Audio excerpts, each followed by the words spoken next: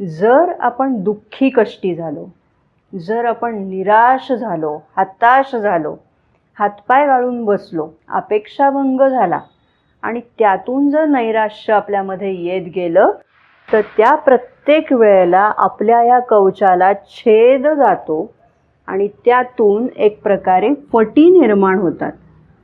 या फटी कोणासाठी निर्माण होतात? तर या फटींमधून नको असलेले फोर्सेस आपल्यामध्ये प्रवेश करतात. कारण ते आजूबाजूला सगळे आहेतच आहेत.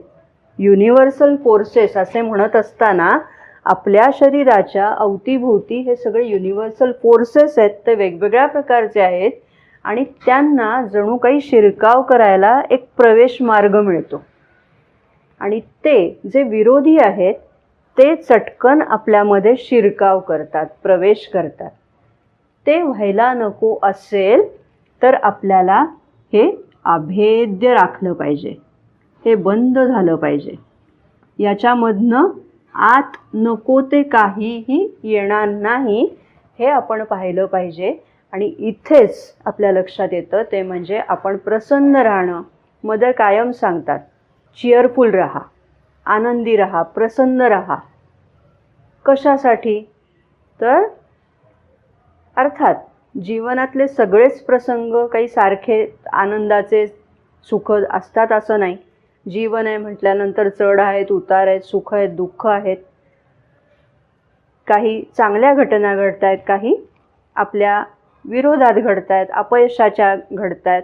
अशा वेळेला भलेही घटना कशाही घडू देत, पण आपण जर स्वतःला आनंदी ठेवू शकलो, चिअरफुल, प्रसन्न ठेवू शकलो, अगदी प्रसन्न नाही तरी किमान समचित्त ठेवू शकलो, म्हणजे खूप अगदी ओसंडून वाहणारा आनंदसुद्धा नाही आणि अगदी हातपाय गाळून बसले इतके निराश पण नाही, असं एक न्यूट्रल अशा स्वरूपाचं जरी आपण स्वतःची मनस्थिती राखू शकलो तरीही मग हे जे एन्व्हायरमेंटल कॉन्शियसनेस आहे ते अभेद्य राहायला मदत होते. ठीक आहे. आणि त्यामुळे मग बाहेर कितीही काही असू दे त्याचा संपर्क आपल्याला होत नाही किंवा त्याचा संसर्ग आपल्याला होत नाही. हे नर्व्हस एन्व्हलप आहे.